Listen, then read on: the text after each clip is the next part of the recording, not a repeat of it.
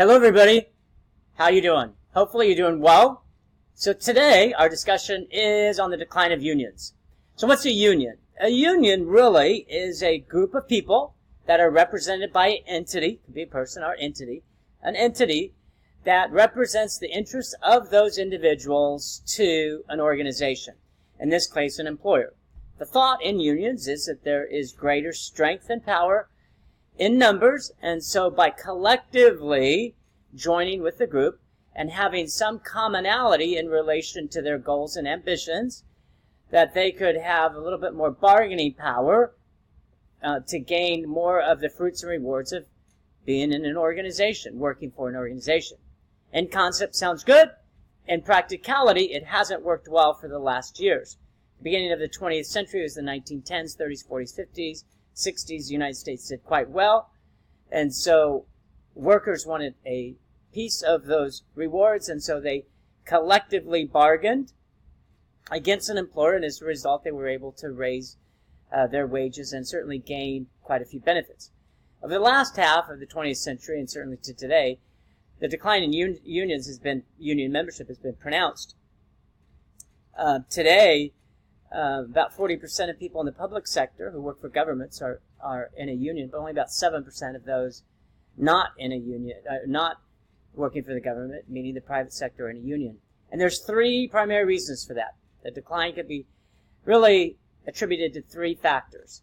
There's others, but the three most important. As you know in these videos, you can talk about 6 or 7 things or 8 things or 10 things. I tend to just highlight the top ones, which would result with a majority of the reasons. First is globalization and internationalization. In the 1860s, 1800s, only 2% of our economy, the United States economy, was influenced either by an export or import in relation to 2% of our GDP was an import or export. Today, that figure is quite high. How high? Well, in 2000, last year, world trade was at 60%. So that means that when you look at the total GDP, our gross international product of the world, about 60% was either an import or an export, which means trade really is ruling the world.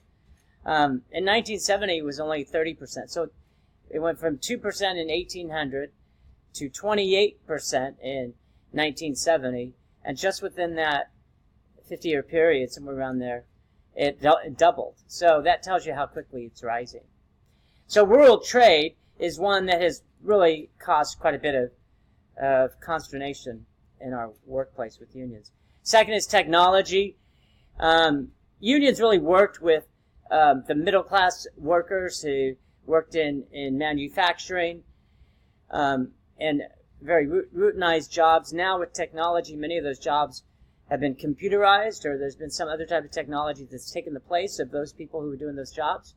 And so a whole segment of the population, as far as workers, no longer exists. And so as a result of that, what we're seeing is the composition is affected. We've moved towards services. 70% of our economy is in the service sector now, which is in banking, financial services, consulting, as opposed to manufacturing, which is only about 10 or 12, somewhere around there.